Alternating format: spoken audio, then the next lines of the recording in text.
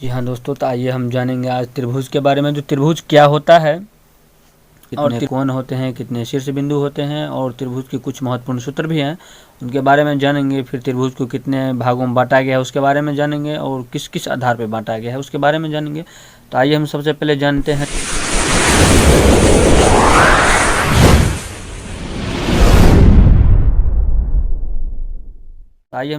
जानते हैं जो त्रिभुज होता क्या है।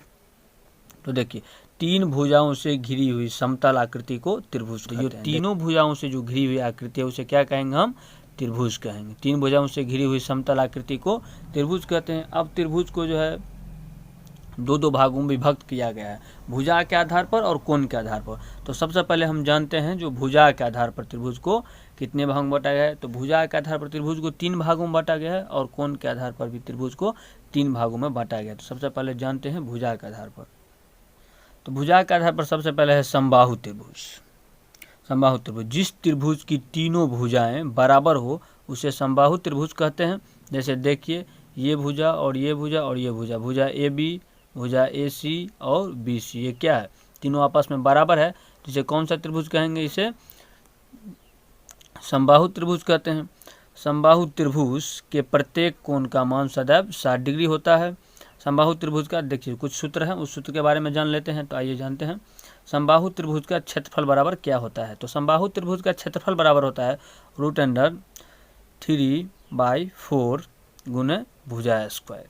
उसके बाद समबाहु त्रिभुज की परिमाप दिया हुआ है। तो परिमाप अगर हमको निकालने के लिए बोलेगा क्वेश्चन में, तो किस प्रकार से निकालेंगे, उसके लिए सूत्र का प्रयोग होता है। तो उस सूत्र के बारे में जानते हैं।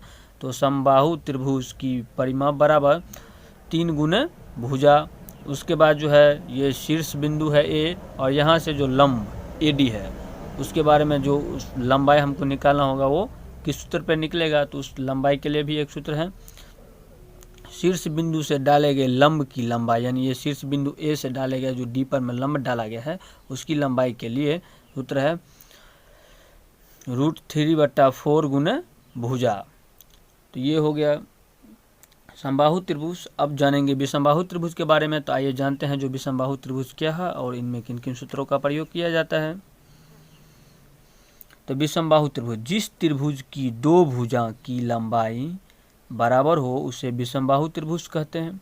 दो भुजा देखिए जिस प्रकार, ये एक त्रिभुज हो गया ABC, तीन कोण भी है और तीन भुजाओं से घिरी आकृति भी है। तो इसमें दो भुजा कह रहा है बराबर, तो ये भुजा AB और भुजा AC बराबर है। तो ये हो गया समद्विबाहु त्रिभुज। दो भुजाओं, जो जिस त्रिभुज का दो भुजा समान होता है उसे समद्विबाहु त्रिभुज कहते हैं। तो दो भुजाओं से घिरी हुई आकृति को समद्विबाहु त्रिभुज कहते हैं। समद्विबाहु त्रिभुज का क्षेत्रफल कितना होता है, तो B/4 √4A² - B² हो गया। तो ये हो गया समद्विबाहु त्रिभुज का क्षेत्रफल। अब समद्विबाहु त्रिभुज की परिमाप बराबर क्या होता है। तो समद्विबाहु त्रिभुज की परिमाप बराबर होता है A + A + B, या इसे 2A + B भी कह सकते हैं।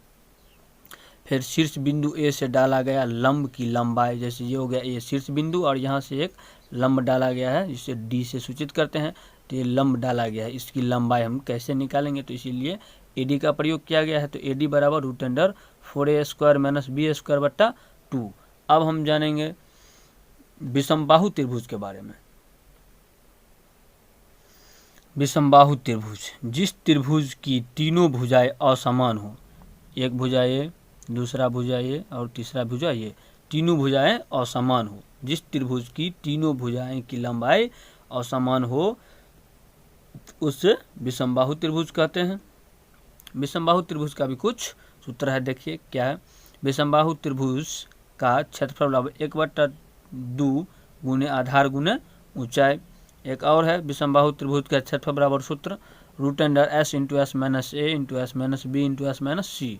जहाँ S हम किस प्रकार से ज्ञात करेंगे, तो S बराबर A + B + C। ये हो गया एक भुजा, दूसरा भुजा और तीसरा भुजा। तीनों भुजाओं का जो मान दिया रहेगा उन मानों को योग कर लेंगे और 2 से डिवाइड करेंगे, जो आ जाएगा वो हमारा S आ जाएगा और फिर ये सूत्र का प्रयोग करेंगे और आसानी से क्षेत्रफल ज्ञात कर लेंगे। फिर विषमबाहु त्रिभुज का परिमाप, विषमबाहु त्रिभुज का परिमाप बराबर, तो विषमबाहु त्रिभुज का परिमाप बराबर होता है तीनों भुजाओं का योग ए प्लस बी प्लस सी, तीनों भुजाओं का योग कर लेंगे तो हमें विषमबाहु त्रिभुज का परिमाप ज्ञात हो जाएगा।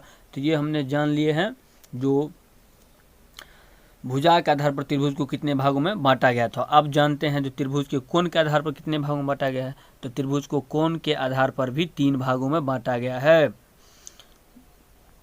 3 भागों में बांटा गया है। तो पहला है समकोण, दूसरा न्यून कोण और तीसरा अधिकोण। आइए हम जानते हैं समकोण त्रिभुज के बारे में। देखिए समकोण त्रिभुज क्या होता है। समकोण त्रिभुज, जिस त्रिभुज का एक कोण समकोण अर्थात 90 डिग्री का हो उसे समकोण त्रिभुज कहते हैं। जैसे कि इस आकृति में आप देख सकते हैं 3 भुजाओं से घिरी हुई आकृति है, तो इसे त्रिभुज कहेंगे। कौन सा त्रिभुज कहेंगे और कैसे जान सकेंगे जो ये समकोण है। तो क्या है सूत्र में, एक कोण 90 डिग्री का हो, समकोण हो, तो ये कोण है, कोण भी 90 डिग्री का है और ये समकोण है, तो इसे कौन सा त्रिभुज कहेंगे, समकोण त्रिभुज कहेंगे। तो समकोण त्रिभुज का क्षेत्रफल कैसे ज्ञात करेंगे। देखिए सूत्र है उसके लिए, समकोण त्रिभुज का क्षेत्रफल बराबर 1/2 गुने आधार गुने लंब या 1/2 AC कह के हम इस सूत्र का प्रयोग करते हैं।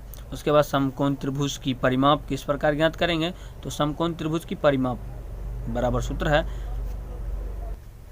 लंब प्लस आधार और प्लस कर्ण।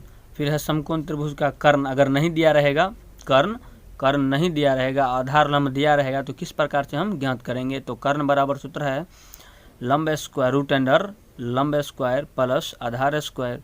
फिर अगर लंब नहीं दिया रहेगा और कर्ण आधार दिया रहेगा तो समकोण त्रिभुज का लंब बराबर सूत्र है कर्ण स्क्वायर माइनस आधार स्क्वायर रूट अंडर कर्ण स्क्वायर माइनस आधार स्क्वायर। फिर हमें आधार नहीं दिया रहेगा, अज्ञात रहेगा और बोलेगा आधार निकालने के लिए, तो समकोण त्रिभुज का आधार बराबर रूट अंडर कर्ण स्क्वायर माइनस लंब स्क्वायर। तो ये हो गया समकोण त्रिभुज। अब न्यून कोण और अधिकोण के बारे में जानकारी प्राप्त करेंगे। तो आइए देखते हैं न्यून कोण त्रिभुज किसे कहते हैं। तो न्यून कोण त्रिभुज, जिस त्रिभुज के तीनों कोण न्यून कोण अर्थात 90 डिग्री से कम हो। एक पहला कोण, दूसरा कोण और तीसरा कोण क्या है, 90 डिग्री से कम है, तो ये हो गया न्यून कोण त्रिभुज।